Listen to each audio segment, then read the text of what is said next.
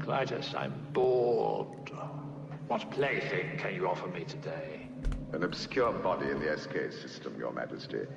The inhabitants refer to it as the planet Earth. I like to play with things a while before annihilation. Pathetic Earthlings! Who can save you now? Live from Little Rock, it's Shane Plays Radio.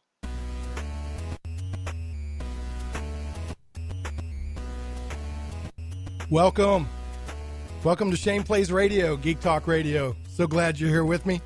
Whether you're listening 96.5 FM, The Answer in Little Rock, whether you're listening online at 96.5 FM, theanswer.com, or on the iHeartRadio or TuneIn Radio apps, so glad you're here. Got a great show today. Got some news for you. We're going to talk comic books a little bit. And then the second half of the show, around 1:30, we're going to have Corey and Lori Cole of Quest for Glory fame, and they're going to be talking about a game they've been working on called Hero U Rogue to Redemption, which is currently in a Kickstarter, but they've done a lot of development on it.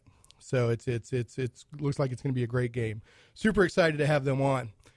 So real quick, to follow up from last week's show, had some listener feedback talking about the Mad Max movie, and I had mentioned that a couple of the, I guess, criticisms or comments was that, one, it seemed to be kind of like just maybe a feminist movie kind of wrapped in an action movie, or wrapped in an action movie. And the other one was there wasn't any character development on Max's part. And I was, of course, raving about how much I love the movie. So to address the first comment, I was just saying, I heard that when I watched the movie. I mean, obviously women were a central character. I didn't feel that they were using it to sort of have a sub theme of commentary on feminism. But if they had that wouldn't necessarily have been bad. I didn't detect it if it was there. So, it's people thinking, well, were you saying that would have been bad? And that's subjective. I mean, some people would like that kind of thing. Others wouldn't. I was just saying that, I went into the movie kind of expecting that based on comments I'd heard, and I didn't detect that. As far as character development, Mad Max, he starts the movie, he's like basically in survival mode, barely functioning. And by the end of the movie, he's helping others and attempting to get some redemption for his past. So I feel there was character development, but if others don't, that's fine.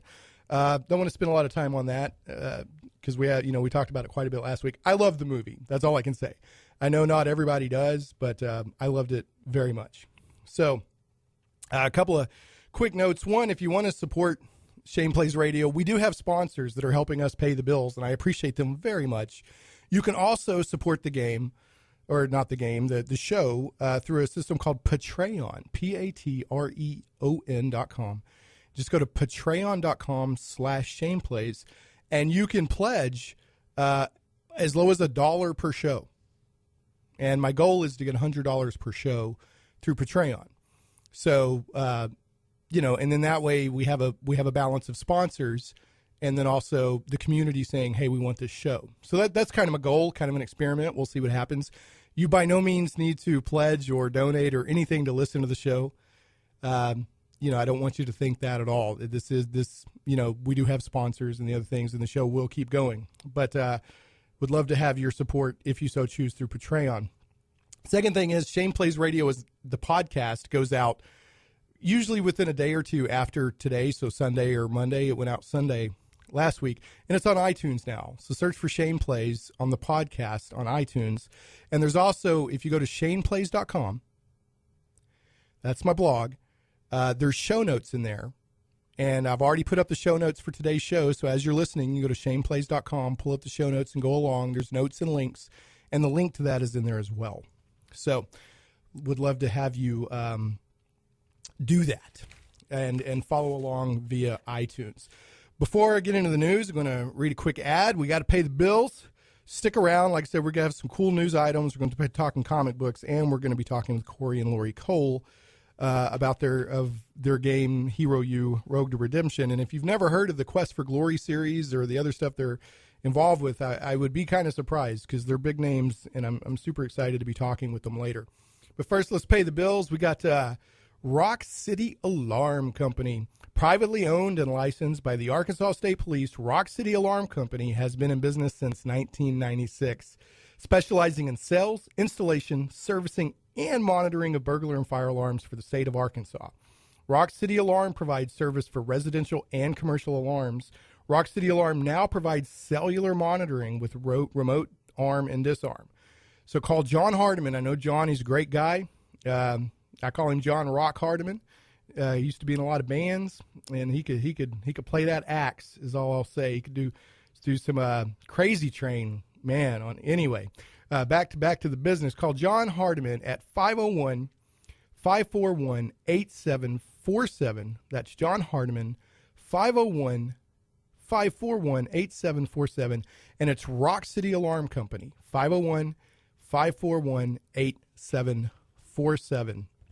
Now, back to the show.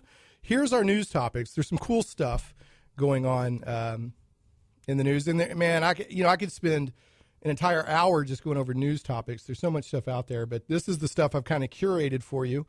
And by the way, you can call it 501. This is our calling number is 501-823-0965. That's 501-823-0965. And you can also tweet me at Shane Plays. It's just ShanePlays at Shane Plays.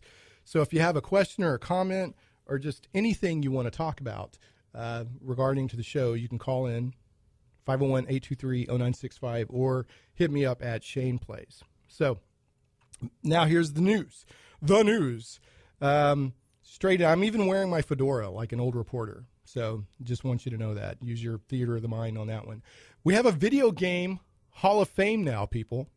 Video game Hall of Fame, just like we have Sports Hall of Fames, Country Hall of Fames, Rock and Roll Hall of Fames. We have a Video Game Hall of Fame. And the first inductees in this, like I said, go to shaneplays.com. And this is in the show notes if you want to go to link or just search for Video Game Hall of Fame. In no particular order, here's the first full wave of inductees into the Strong Museum's Hall of Fame. Doom, the classic first-person shooter Doom from 1993. Pong made it in from 1972. Pac-Man made it in from 1980. Super Mario Brothers, 1985.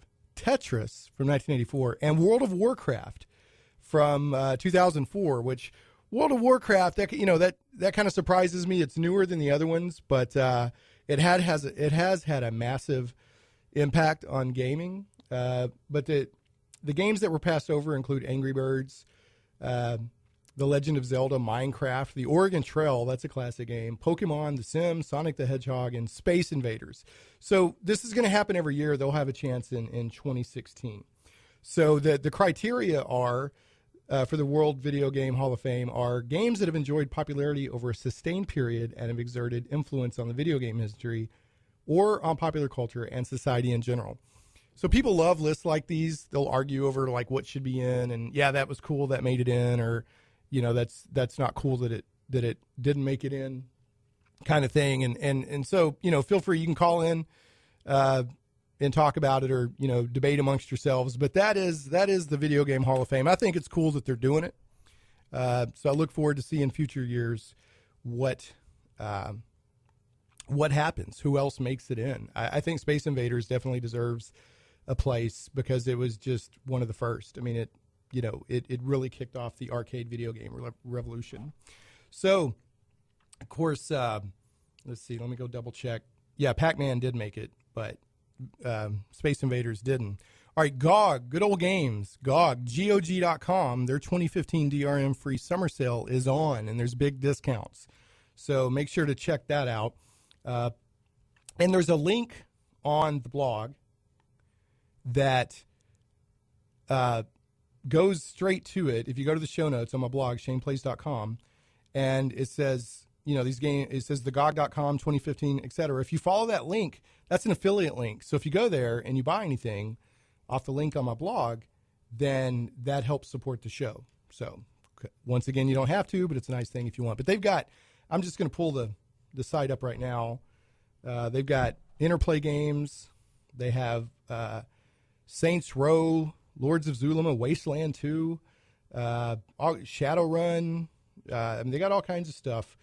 Big games and small games. Betrayal at Krondor, that's a classic. There's and like I said, there's some newer games as well. So you can grab some great deals right now. Some of the stuff is up to 90% off. So I would love it if you went and use the link on my blog, shaneplays.com. Bard's Tale 4. If you follow RPG video games at all, Bard's Tale is a huge name. They've kicked off a Bard's Tale 4 Kickstarter. It's the same people that did Wasteland 2. Wasteland 2 was very successful. And I think it's already over $1 million. So, and we're also going to be talking later in the show, Hero U Rogue to Redemption also has a Kickstarter. So don't forget about that. But they're asking, Bard's Tale 4 is asking for $1.25 million, and they're already over $1 million with 34 days to go. So I imagine they'll make it. Games like that, tend to, with the people that are behind it, I think that's Brian Fargo, and, it'll do well. So, in other news, Fallout 4, the official trailer is out. People love Fallout. And in this, the link is on my site. You can just go to YouTube and search for Fallout 4, the official trailer. It's a neat trailer. But the thing I want to mention on that is Dogmeat finally gets his starting role. After all these years, if you don't know who Dogmeat is, there's a dog in the trailer that I'm assuming is Dogmeat, which is a famous dog from like the first one. So, also Nintendo, this is interesting. There's a rumor out there, which my friend Adam from the Fragments of Silicon podcast poo-poos this rumor, but there's a rumor out there that Nintendo may be considering the Android operating system for their future game console. Now, my friend says, no, they've got their own operating system they're working on, et cetera. But I think this is interesting. And in the news link, like I say, go to shaneplays.com, hit the show notes. The news link indicates that they're considering it because to bring in third-party developers, which Nintendo is struggling with its Wii U system. So I think that this could be a possibility that this could happen. So I am not poo-pooing it one bit. But we'll see. Only time will tell. And the NX dedicated gaming console, they're being a little mysterious on what this is. They're saying it is a console, but it's sort of bringing all their different platforms together. So there's still a little bit of mystery over what the NX dedicated gaming system is that Nintendo's working on. I'll tell you, I was a huge fan of the original Wii. I thought it was amazing, the design, the games, the way you interacted with the game, the Wiimotes. Wii U, I was like, not bad, not great, but I loved the Wii. I'd love to see them do something like that again with this NX dedicated gaming system, but only time will tell. And then finally in the news, Windows 10 releases July 29th. Kendall, you looking forward to that? Yes, I am. You are. So, as always, Kendall, board operator / producer extraordinaire, is running the Starship Enterprise in there. I think, are some of those lights and buttons, Kendall, are they fake just to impress people? No. No, everything has a purpose? Everything has a purpose, man. So what warp are we at right now? What warp do you have it set to? A lot. A lot? That's one of the buttons. Warp a lot. Warp a lot. All right, but Kendall keeps everything together. We appreciate him big time. So anyway, Windows 10, if you don't know, it's releasing. And if you own, I think Windows 7 or Windows 8.1, if I remember, I know definitely 8 and 8.1. If you own a legitimate copy, you get upgraded to Windows 10 for free. Yes. And it's also got a new internet browser called Windows Edge. But that's July 10th. And a lot of people are like, I skipped a version. They did that on purpose. There's no Windows 9. They went straight from Windows 8 or 8.1 to Windows 10. And it's free. I think that's a cool move. Now, there's different SKUs. And a SKU, of course, is what, the type, what's in the package, what you get, how much it costs. So there'll probably be versions of Windows that people will want features that are not in this free upgrade version, like for business or something. But it sounds to me like you get full-on Windows for free on July 29th, and We'll see. Speaking of, my desktop computer was dead in the dirt for 6 months, Kendall. I finally got it up and working two nights ago. Wow. You know how good that feels? Because I've been working off a laptop, right? Yeah. And I don't know. I mean, I'm trying not to be, making generalizations here, but I'm going to do it anyway. Men like their computers, right? We feel, I don't know. When my computer's not working, I don't feel right about it. So I've been working off a laptop for 6 months. Yeah. And thank goodness I was blessed to have this laptop. Oh, yeah. But I wanted my desktop back, and I finally got it back 2 nights ago. Wow. So I was up till 4 a.m. running Windows Update on it last night. I don't even know how many updates run that thing, but it feels good. Go ahead. It's funny. You really don't know how much you really need desktops until you Right. really don't have it. Right. Exactly. I mean, I like my laptop. I like what I could do with it, but I mean, there's a lot of games I've been talking about I ain't been able to play, and I've been playing stuff on my laptop, and I'm glad to have it back. Feels good. All right, we're gonna go into next up. We're gonna talk comics, but before we do that, we're gonna pay the bills. First of all, Kendall, run that Dave Ellswick classic movie, and then after that, we're gonna talk about the comic book store and collector's edition. The June Dave Ellswick classic movie is 1994's The Shawshank Redemption. Ladies and gentlemen, you've heard all the evidence. I submit that this was not a hot-blooded crime of passion. Directed by Frank Darabont and starring Tim Robbins and Morgan Freeman, Shawshank Redemption tells the story of 2 imprisoned men who bond over a number of years, finding solace and eventual redemption through acts of common decency. Send you here for life? That's exactly what they did. Shawshank Redemption shows one time only, Tuesday, June 9th at the Riverdale 10, located at the bottom of Cantrell Hill. Cost is $5. I believe in 2 things. Discipline. Nominated for 7 Academy Awards. And the Bible. And Oscar winner for Best Picture. Here you'll receive both. And Best Actor, Morgan Freeman. I'll tell you something, my friend.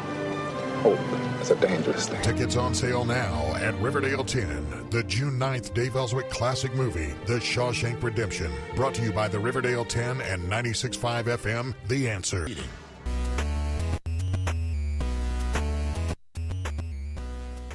Enjoyed that break, paying the bills. Welcome back to Shane Place. We're going to talk just real quick. We're going to talk the comic books, and then after that, we're going to bring in Corey and Lori Cole with the Hero U Rogue to Redemption Kickstarter, and they are, of course, of the Quest for Glory fame. So just going to spend a couple of minutes on this. I, wanted to talk about it last week, didn't get a chance. Now, I definitely want to talk to Corey and Lori, but for the next 5 minutes or so, we're going to talk about comic books and specifically the big comics summer events that are going on. Now, DC Comics summer event has already ended. All right, and that was called Convergence. Now, it was pretty interesting. If you don't know the premise, basically they took, these DC especially, but Marvel to a certain extent, they keep playing with their continuity, and what that means is the world that the characters live in, the I guess kind of the history of the characters, how the characters relate to each other, these sort of things. And they keep kind of rebooting it. The first big reboot was Crisis on Infinite Earths in 1985, where they basically wiped out everything and kind of created a new Earth with new histories and everything for the superheroes. Well, they've done this a few times with 0 Hour and Final Crisis and all these things. And they've ended up just kind of wiping out entire histories of characters over and over and over. Well, what they did with Convergence is for 2 months, they suspended their regular comic book. Let's see this comic. They suspended their regular comics, and they just published these Convergence titles. The Convergence itself was an 8-issue series, and then they had these side issues. I think there was 50 of them, close to 50, where they took characters from they took characters from all these different timelines have been wasted out, and they put them on a planet, and they put them in cities under domes, and then they dropped the domes and made them fight. And it's kind of this crawdads in a jar thing. It was interesting. It was fun, but it felt a little contrived. The first part of Convergence. Now, I haven't finished reading everything. I mean, there's been there's a ton of these, but I'm getting towards the end of everything. The first part felt very contrived. The second part I'm quite enjoying. It's like once the preliminaries are over and we're getting into it, I've been kind of enjoying it a little bit more, and it does, it still feels kind of contrived, and the whole premise is contrived, but I'm talking about the individual comics themselves, these 2-part comics. The way they put everything together just felt kind of, I don't know, like just slam this stuff together. But the second part I've been enjoying quite a bit. And I'm hearing, I haven't finished yet, but I'm hearing the way it finishes is every continuity is now continuity again. So they're bringing everything back, which I love, because I didn't like the fact that they've been wiping this stuff out and you can't get to it. Now, Mark Waid tried to fix things. I think it was the late 90s, early 2000s. He came up with this hyper time thing. And I guess he tried to fix it there, but they tinkered with it even more. But anyway, if you're wanting to get back into comic books, now's a great time for both Marvel and DC. What Marvel's doing is they're doing Secret Wars, which in 1980s they had Secret Wars, which was super cool. It was one of the first big crossover team up things. Well, now they're doing it on a huge scale. It's somewhat similar to DC, where they've wiped out the Marvel universe, and there's this thing called Battle World that's ruled over by Doctor Doom. And it's these sort of kingdoms and fiefdoms from all these different realities are kind of interacting with each other, and I so far I'm enjoying it more than I've enjoyed Convergence. So I read Convergence because I'm a geek and I want to keep up with what's going on with DC, and there were a few good moments. But Secret Wars, the main series, I've read 2 issues of it. The first issue was, I barely understood what was going on, but the second issue was great. And, I'm getting some of the side stuff, and I'm just really impressed. So out of the 2, if you can only do one, I would recommend Secret Wars. But regardless, if you're wanting to get back into comics, this is a good time because they're kind of resetting how everything works. And it's a great jumping on point. So speaking of getting into comics, I'm going to throw a ad out there for the comic book store / collector's edition. And after that, we're going to have Corey and Lori Cole of Quest of Glory fame. We're going to have them for close to 30 minutes. So excited that they're going to be able to join us, and I think you'll really enjoy it. So, comic book lovers, Michael Tierney's local comic book stores meet all your comic book needs with friendly service. Visit the comic book store on Treasure Hill Road in Little Rock or Collector's Edition on JFK Boulevard in North Little Rock. And don't forget to click on over to the wildstars.com website. I personally have been a customer of Michael since the mid-'80s, and I trust him for my reserve list still today. Michael knows comics. In addition to being in business for 34 years, he has written multiple columns for comics magazines, is an Overstreet price guide advisor, and publishes his own comic book series, The Wild Stars. Trust me, these stores are run by a comic book lover for comic book lovers. Remember, for all your comic book needs, with friendly service and to get your copies of The Wild Stars, make sure to visit the comic book store on Treasure Hill Road in Little Rock or Collector's Edition on JFK Boulevard in North Little Rock, and visit thewildstars.com to learn more. So, Kendall, do we have Corey and Lori? Hello. Hello, this is Corey. Hey, Corey, welcome to the show. This is Shane Stacks with Shane Plays. So glad to have you on today. I'm gonna give a quick kind of introduction of who you guys are, and we'll get right down to brass tacks. So, first of all, this is Lori with us as well? Oh yes, she's here too. Hey, Lori, thanks so much. I went and watched the Matt Chat interviews with you guys again recently, and I'm just so excited to be talking to you. I loved your interviews. I loved the way y'all interact and just talk and everything, and all the little, kind of tidbits that you shared. Now, people, if you don't know, Corey and Lori Cole. Now, Lori, do you prefer Lori's or Lori Ann? It's Lori generally. Yes. Okay, so if you don't know, they were with Sierra, which was, in its day, a very big name in publishing games, especially adventure games. And they were instrumental. In fact, the stars aligned to allow them, like they were in a unique position. Nobody else would probably have been able to put these games out at the beginning, and they were called Quest for Glory.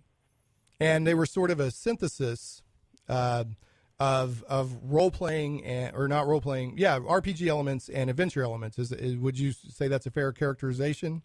Oh, absolutely. Yeah, that's.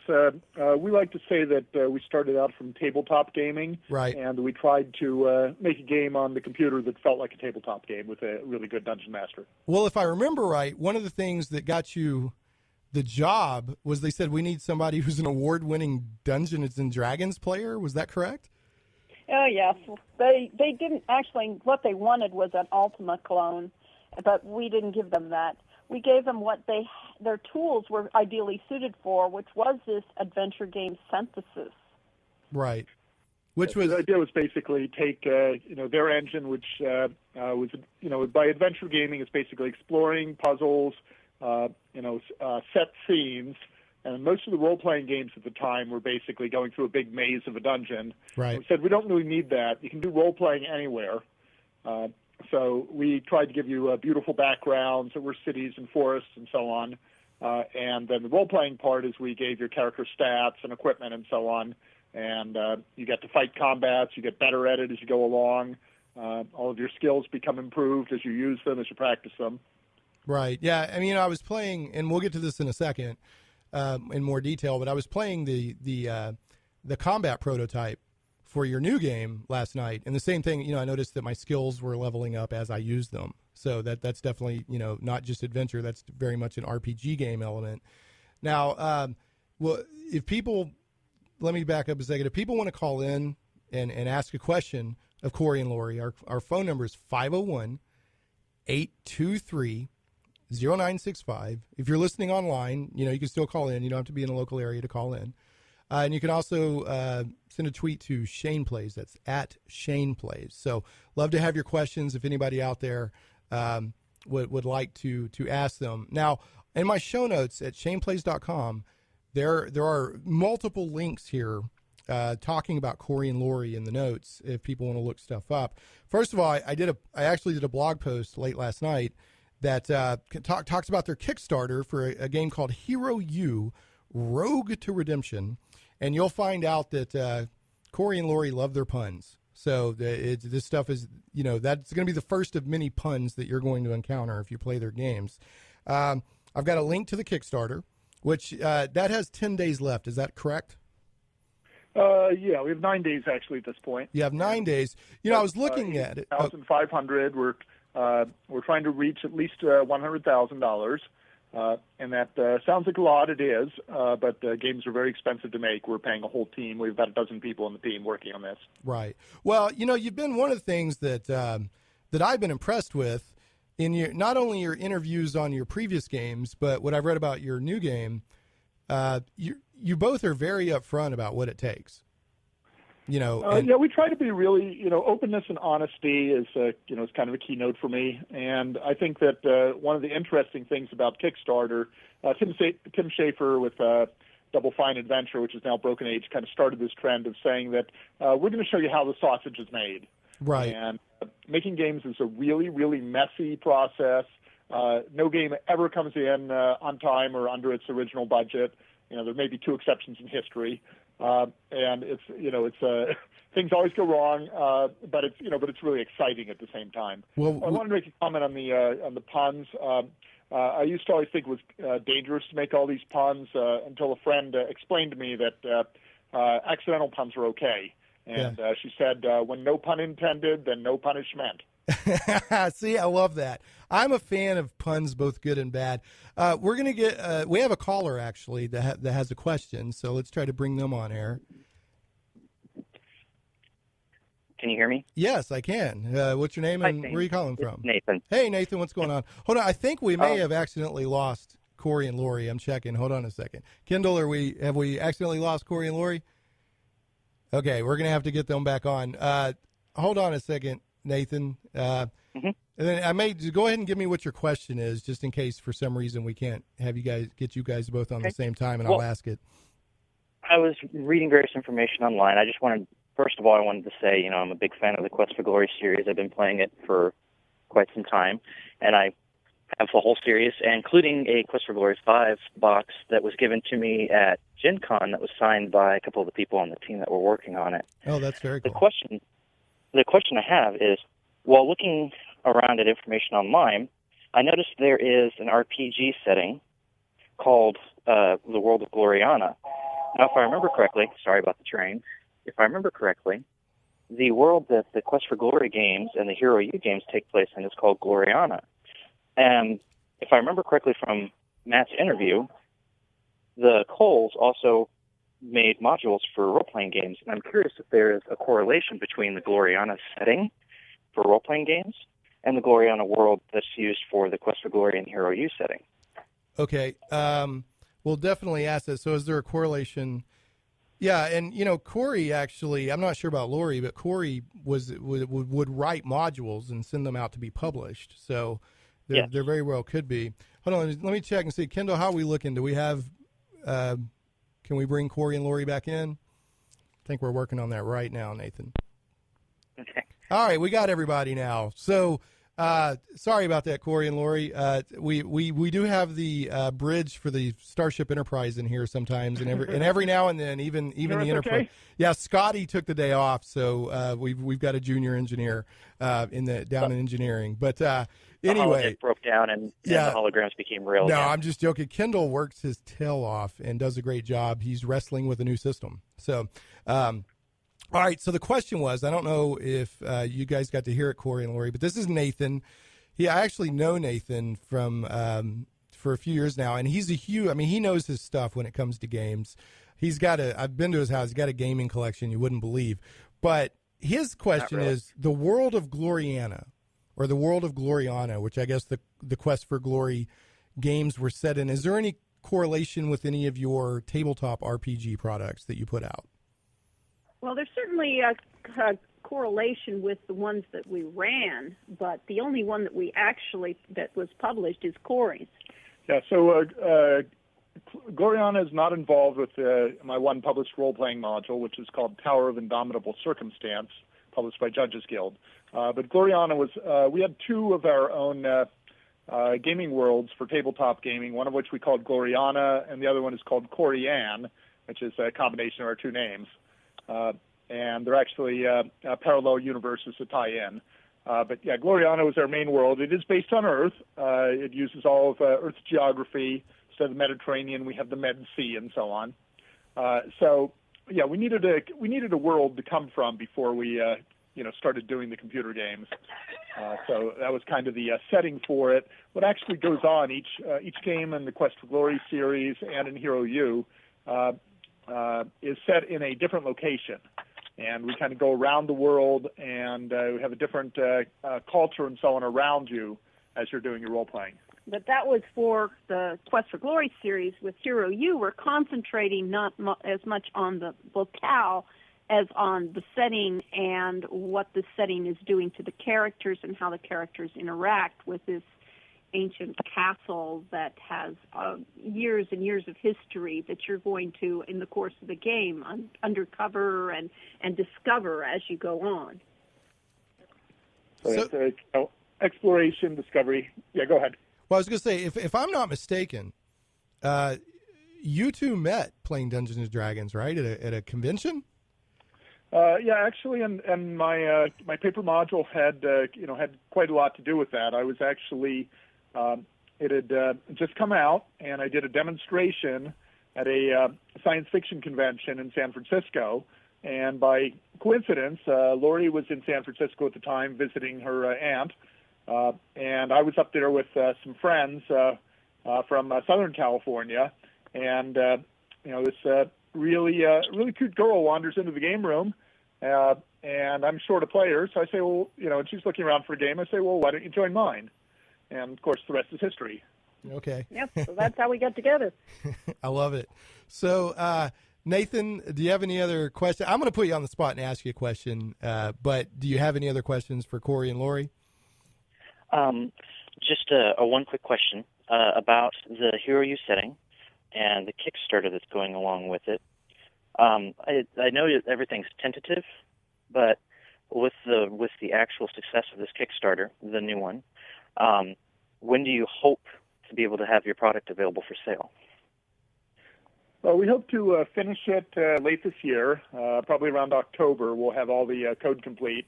and then we're going to go into a very extensive beta testing phase. And quite a few of our backers have chosen a level at which they get to be beta testers.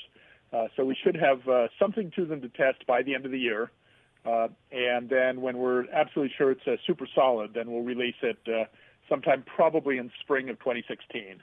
Excellent. And the reason is that with some of our Quest for Glory games, because of economics, they were rushed out the door, and a few of them really had very serious bugs. Even though the gameplay was solid, there were problems that caused the games to crash and so on. In this case, we have by far the most complex storytelling and conversation system that we've ever had in a game, and there's absolutely no way you can play through the game completely. It is absolutely impossible to get every line of dialogue in one playthrough. You'll get about a third at best, and that's because there's so many conditions that say if you've done this, then this line appears, and if you've done this other thing, this line appears, and then you get choices of saying how you want to answer a question, and once you answer that, the question's answered, and you can't go back. And so it'll be very difficult to test everything, and we want to make sure it's very clean and that everything is right from the moment you start playing the game, that you don't have to think about what is it supposed to do here. It should be organic, and you just feel like I'm in this world, I'm part of this, and what's going to happen next. Yeah, storytelling on the computer is immensely complicated because effectively what we're doing is we're writing little fragments of a story. We write a few paragraphs here and there, and then when a player actually plays the game, they don't get the fragments, they get a story. The thing is that every player who plays it, every time you play it, is going to get a different story. Which is interesting. All those little bits and pieces, hopefully, if we've done our job, come together to make a very satisfying story. And that's exactly what we did with the Quest for Glory games, and that's what we're doing in Hero U. All right. Lots of little pieces that together make a whole. Well, I'm certain I'm not the only one that has to say this, but I am very excited for Hero U, and I cannot wait for it to come out. I missed the first really Kickstarter. Appreciate that. We really are doing our best with this.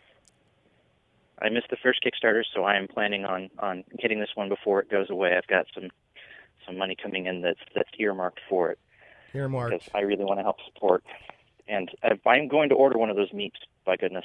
A meep. Yeah, the meep, the little kind of furry thing with the legs. Yes. Hey, Nathan, I'm gonna have to let you go here in a second, but I wanted to ask you, I'm gonna put you on the spot. What's your favorite Quest for Glory game and why? And throw that out there real quick. Each one of them had their pluses and minuses.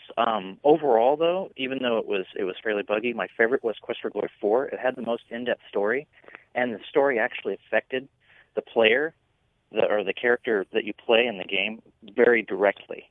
It's got all the hallmarks of a good story. Love found, love lost, world in danger, and with a triumphant hero at the end. But at the end, even though he won, he didn't come out of it unscathed. And, it affected him personally. Unlike the other games where, I'm a hero, I saved the world, hooray. Right. This one, it was like, I saved the world, but I lost the person I loved. It had a very strong effect. And I loved that. It was great. So, and at the time that came out, that was very, very bold to get it that deep into storytelling. Nathan, man, thanks so much for calling in. Man, I appreciate you. Thank you very much for having me. Yeah, and we're going to keep going, folks. People are listening with Corey and Lori for a few more minutes, not quite 10 more minutes. So if you have calls, or if you have a question, you can tweet me at Shane Plays, or you can call 501-823-0965. So, that's the recurring theme I hear, Corey and Lori. Can I just call it on Wikipedia, you are just referred to as the Coles. Did you know that? Your Facebook, your Facebook. We originally had mine up there, and then eventually they got consolidated into both of us. Someone figured out that Lori had an entry and I didn't, and they didn't think that was fair. I think it's actually fair. I think Lori is really the chief designer and writer for these games. I do the technical elements, and I write the bad puns, but Lori's the one who really makes the story sing because she specializes in the character dialogue. Well, I played through, and now we're going to shift more out of Quest for Glory and your background and more into the actual Kickstarter. So it's called Hero U, and that stands for Hero University, right? So it's got a dash in it, which was probably difficult, but if you right.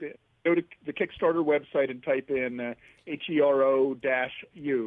You'll find the project. Right, and we need to make people aware. There was a previous Kickstarter which was successfully funded about 2 years ago, and there's a new one to finish up the game, and its artwork is blue, and it's got gold lettering and a unicorn. So that's the one you're looking for, and it's got 9 days to go. $100,000 is the goal. It's a little over $82,000. So just to let you know, I put my money where my mouth is, and I'm pledging right now, guys. I'm pledging. We appreciate that. Right now, as we're talking, in real time. I mean, this is gripping radio. Yeah, we're gonna see that number go up on the site any minute now. Yeah, so I have pledged, so I look forward to playing. Now, I did play. I sent you guys the link. I did do a Let's Play. And I went through your game demo and your gameplay demo and your combat prototype. And these are available if you go to hero-u, just the letter U.com. There's all kinds of information, but you can also download these. And I also want to mention these are for Windows, Mac, and Linux. That's pretty big. That's big that you guys are going that extra step to do that. So we have a lot of Linux fans on our backer list, and they basically said that if we build it for Linux, the players will come. Right. And we're using a tool called Unity 3D, that is just makes it very easy to do versions for multiple different platforms. And initially, we're doing the PC type platforms, which is Windows, Macintosh, and Linux. And hopefully we'll be able to use it to do tablet versions for the Android and iOS iPad later on. Well, now I really enjoyed it. I played through both. I encourage people to do so. You can play through both in less than an hour. The one thing that I noticed right off the bat was the charm is there from your Quest for Glory games. The humor, the sweetness, the charm, the funny little remarks, the sort of poking fun at gaming tropes. I loved that, and I love the puns. You can never hit me with too many puns. So I have to ask you, Corey, because you have stated that you're the punny one out of both of you. Okay, so I questioned the cat when I was in the break-in the gameplay demo, and of course the cat didn't tell me anything. But if he had what could we say that he would have been a cat burglar? Well, clearly Sean interacting with the cat is being a cat burglar. There's no question of that. But would the cat have been a cat burglar if he would have assisted in the larceny? That's what I want to know. Yes. If he had, in fact, come in there with Sean to act as lookout, and he could, yeah.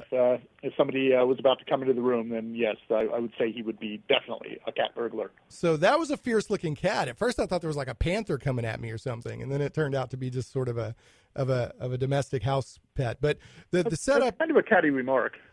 Yeah, yeah. You and I, yeah. As long as you are nice to the cat is nice to you.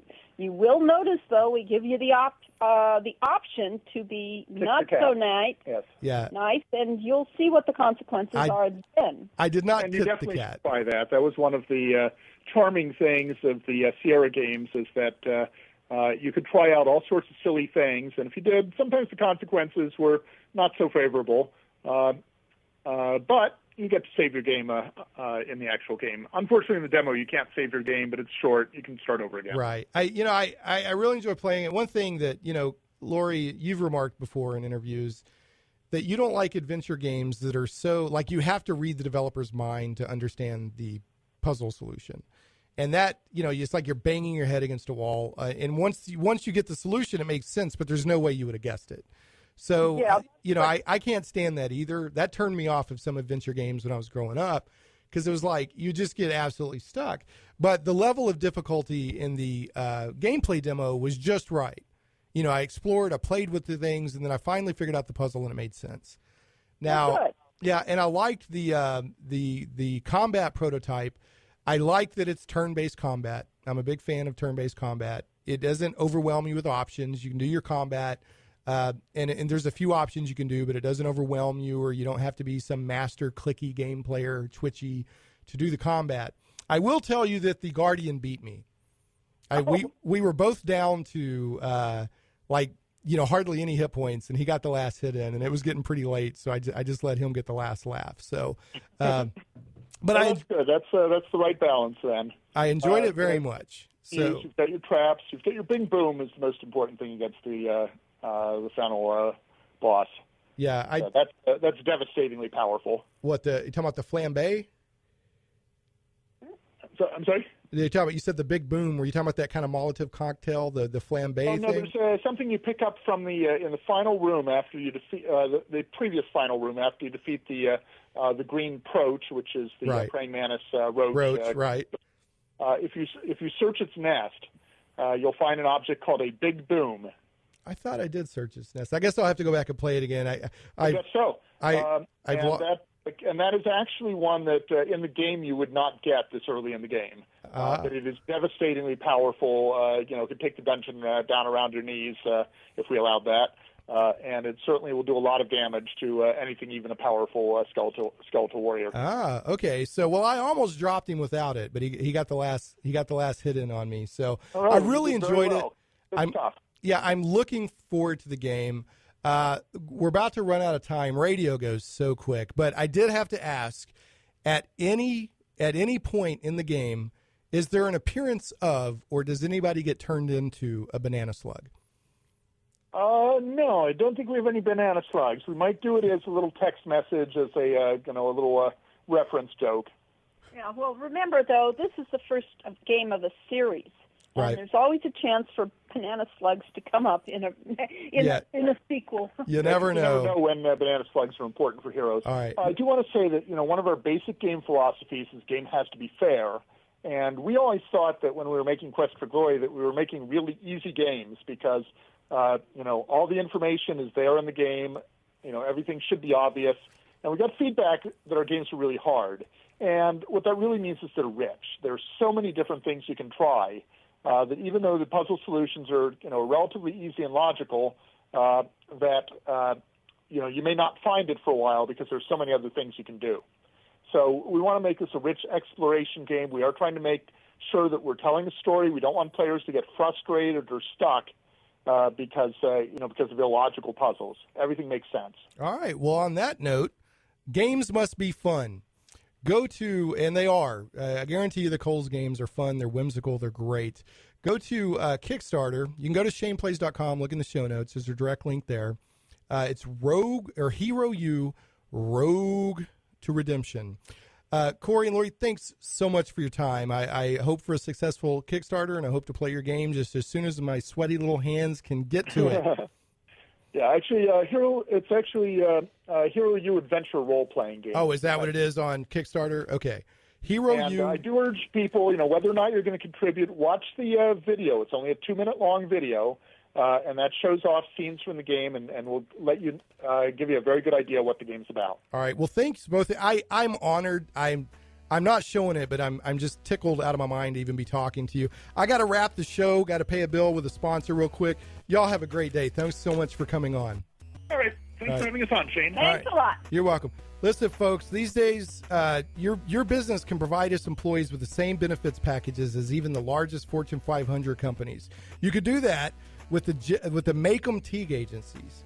If you've always thought you would like to offer those big company benefits packages to your employees, but that there was no way you could be able to do it, call the Make-em Teague agency. They offer major medical and group and individual plans, on or off exchange, dental and vision, life products, cancer, accident, short and long-term disability, and more. Call 501-838-6827. That's 501-838-6827. Talk to the Make-em Teague agency serving all of Arkansas and surrounding states. 501-838-6827. With over a decade of experience, let Jesse or one of the team offer you great customer service and face-to-face care today. Give the Jesse Make-em or the Make-em Teague agency, it's Jesse over there, give 1% of your trust to them. They'll earn the other 99, and that's 501-838-6827. Folks, next week we're going to be interviewing the people behind a video game documentary called Gameplay the Movie. We're going to have them on.